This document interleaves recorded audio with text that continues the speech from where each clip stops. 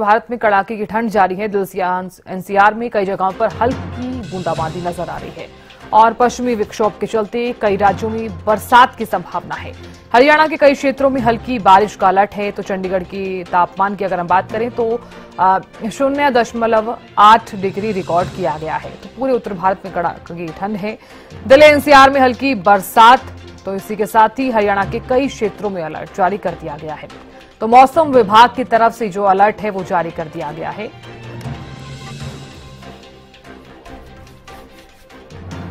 तो कड़ाके की ठंड जारी है पूरे उत्तर भारत में। इस बीच मौसम जो है वो बदल गया है। हल्की बूंदाबांदी जो है वो दिल्ली एनसीआर समेत कई इलाकों में बूंदाबांदी हो रही है। सुबह से ही मौसम जो है वो बदला हुआ नजर आया है। तो उत्तर भारत में कड़ाके की ठंड है। इसी के साथ ही दिल्ली एनसीआर में हल्की बरसात, हल्की बूंदाबांदी हुई है, जिसके चलते कई क्षेत्रों में अलर्ट जो है वो जारी कर दिया गया है।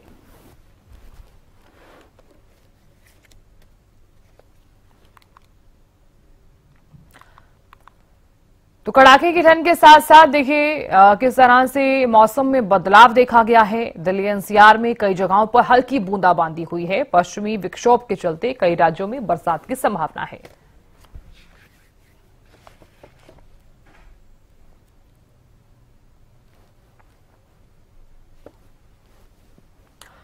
और चलिए जान लेते हैं कि अभी फिलहाल हरियाणा के कई क्षेत्रों में, कई जिलों में क्या कुछ हालात हैं और क्या कुछ अभी फिलहाल स्थिति नजर आ रही है, क्योंकि कड़ाके की ठंड लगातार जारी है। करनाल से हमारे संवाददाता महेंद्र सिंह जुड़ गए हैं और सोनीपत से हमारे संवाददाता लाजपत जुड़ गए हैं। सबसे पहले महेंद्र सिंह, आपका रुख करना चाहूंगी मैं, क्योंकि देखिए मौसम में बदलाव देखा गया है। इससे पहले कड़ाके की ठंड रही, लेकिन अब हल्की बूंदाबांदी भी हुई है। क्या करनाल में भी आज बूंदाबांदी हुई है?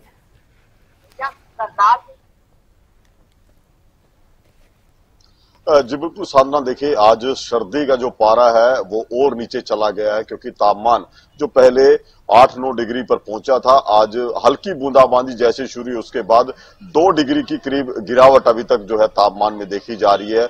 अभी जो न्यूनतम तापमान है वो 7 डिग्री के आसपास है और हल्की बूंदाबांदी आज सुबह से ही करनाल जिले में हो रही है। तस्वीरें आप देख लीजिए कि किस तरह से जो हल्की धुंध है वो छाई हुई है और इसके अलावा जो जिस तरह से बारिश की बूंदें लगातार शुरू हुई हैं, उसके बाद कहीं ना कहीं जो कड़कड़ाती ठंड है वो और ज्यादा बढ़ चुकी है। ऐसे में लोगों की मुश्किलें भी स्वाभाविक सी है, क्योंकि बढ़ेंगी। जिस तरह से तापमान में गिरावट आई है, उसके बाद जो ठंड का जो दौर चल रहा था, अब उसके साथ धुंध का भी दौर शुरू होगा, क्योंकि आज और कल हल्की बूंदाबांदी रहेगी। यही कुछ जानकारी मौसम विभाग की तरफ से है। और जिस तरह से आज मौसम में बड़ा बदलाव हुआ है, उसके बाद जो ठंड है और ज्यादा प्रचंड होगी। हरियाणा के कई जिलों में आज सुबह से ही बारिश हुई है और ये आज दिन भर जारी रह सकती है। इस तरह की बूंदाबांदी से जो ठंड है और ज्यादा बढ़ेगी और कहीं ना कहीं लोगों की जो दिक्कतें हैं अब ठंड की वजह से और बढ़ने वाली हैं। जी चलिए, बहुत मैं लौटूंगी आपके पास महेंद्र सिंह। देखिए क्योंकि मौसम जो है जिसमें बदलाव देखा गया है। लाजपत जुड़ गए हैं सोनीपत से। लाजपत, फिलहाल कैसी तस्वीरें आप देख पा रहे हैं और ये भी बताइए कि अगर मौसम में बदलाव देखा गया है, कड़ाके की ठंड उत्तर भारत में है, तो क्या प्रदूषण कम हुआ है सोनीपत में? जी बिल्कुल, देखिए साधना, सोनीपत में पोल्यूशन का जो चैम्बर है वो बिल्कुल खत्म नहीं हो सकता जब तक प्रशासन और सरकार टाइट नहीं होगी। तब तक जो पोल्यूशन का प्रकोप सोनीपत में दिखाई देगा। आपको बता दूं, आज जो है मामूली बूंदाबांदी जरूर हुई है। फसल को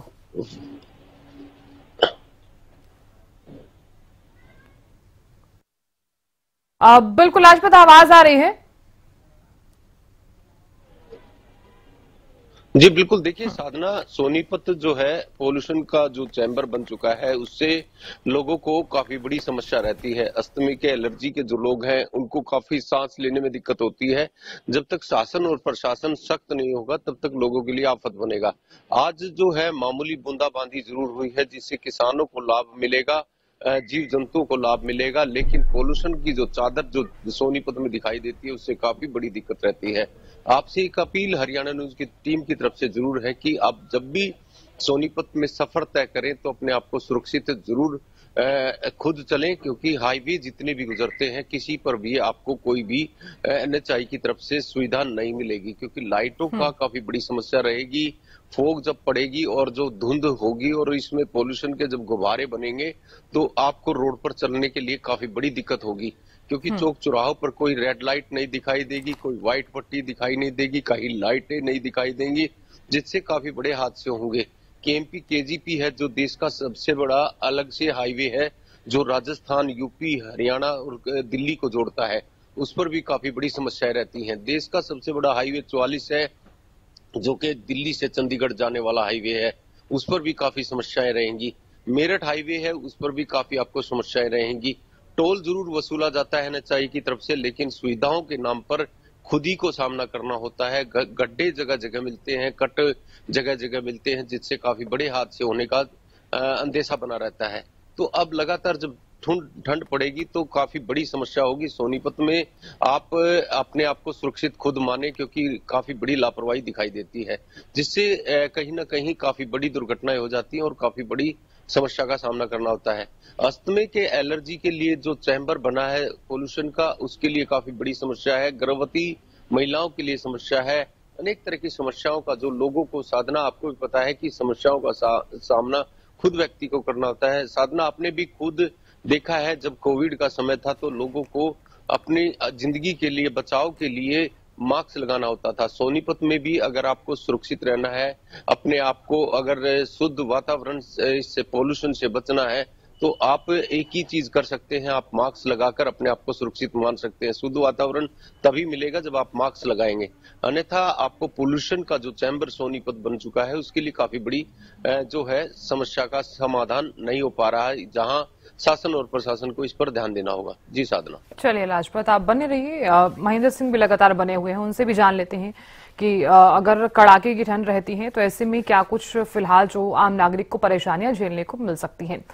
महेंद्र सिंह, देखिए, क्योंकि जिस तरह से आप लगातार जानकारी दे रहे थे कि कड़ाके की ठंड तो है जो लगातार देखने को मिल ही रही है, हल्की बूंदाबांदी भी आज हुई है, इसके चलते कुछ ना कुछ असर तो जरूर नजर आएगा ही। क्या प्रदूषण की मात्रा में कुछ कमी आएगी? क्योंकि जिस तरह से हम हर रोज बात भी करते हैं कि प्रदूषण जो है वो लगातार बढ़ता हुआ नजर आ रहा है, तो क्या कुछ प्रदूषण कम हुआ है बढ़ती ठंड के बीच? जी बिल्कुल साधारण, देखिए जिस तरह से आज मौसम में बड़ा बदलाव हुआ है, जाहिर सी बात है इसका असर भी उतना ही बड़ा रहेगा। हम पहले प्रदूषण के स्तर की बात करें तो ग्रेफ 4 लागू है करनाल जिले में, क्योंकि जिस तरह से प्रदूषण के लेवल बढ़े थे उसके बाद ये नियम जो है लागू करने पड़े थे। 260 के आसपास AQI लेवल चल रहा था, लेकिन अब जिस तरह से ये बूंदाबांदी हुई है, ये आज और कल जारी रह सकती है। इसके बाद AQI लेवल में कुछ सुधार जरूर देखने को मिलेगा, क्योंकि जिस तरह से आसमान में धूल और धुएं की जो चादर जो चढ़ी हुई थी, वो इस बूंदाबांदी के बाद उसमें जो है गिरावट आएगी और कहीं ना कहीं जो प्रदूषण के जो लेवल है उनमें कुछ सुधार देखने को मिलेगा। AQI लेवल में कुछ अच्छा इस बारिश को बता सकते हैं AQI लेवल के लिए। इसके अलावा जिस तरह से फसलों की हम बात करें कि जो गेहूं की फसल थी, उन फसलों के लिए ये जो बारिश है काफी फायदेमंद बताई जा रही है, क्योंकि इससे गेहूं का उत्पादन बढ़ने की उम्मीद है। किसानों को सिंचाई करने के लिए ट्यूबवेल नहीं चलाना पड़ेगा और किसानों को फसल के जो सिंचाई के लिए बरसात के जरिए हो जाएगी। हालांकि सब्जी और फसलों, दूसरी फसलों के लिए जैसे फलों की जो फसल है उसके लिए बरसात थोड़ी सी दिक्कत भरी हो सकती है, लेकिन जिस तरह से मैं गेहूं की बात कर रहा हूं, सरसों की फसल के लिए भी ये बारिश जो है फायदेमंद साबित होगी। तो ऐसे में जिस तरह से मौसम में बदलाव हुआ है उसके कुछ सकारात्मक पहलू भी हैं, लेकिन जिस तरह से सामान्य जीवन जो कड़कड़ाती ठंड से पहले ही प्रभावित था, अब उसमें और ज्यादा असर देखने को मिलेगा, क्योंकि तापमान जो है अब वो 5 डिग्री से नीचे जाएगा, क्योंकि जिस तरह से मौसम विभाग द्वारा अलर्ट जारी किया गया है कि 2 दिन हल्की बूंदाबांदी होगी और उसके बाद धुंध का दौर शुरू होगा। तो इससे तापमान में काफी कमी आने की उम्मीद जताई जा रही है, और यदि तापमान और नीचे जाता है तो जाहिर सी बात है लोगों का जीवन सीधे रूप से प्रभावित होगा। बिल्कुल महेंद्र सिंह, बहुत शुक्रिया पूरी जानकारी देने के लिए और तस्वीरें दिखाने के लिए। लाजपत, आपका भी बहुत शुक्रिया बने रहने के लिए। तो देखिए, पूरे उत्तर भारत में कड़ाके की ठंड है और इसी के चलते देखिए जिस तरह से दिल्ली NCR में हल्की बरसात हुई है तो कई क्षेत्रों में जो है अलर्ट भी जारी कर दिया गया है हरियाणा के।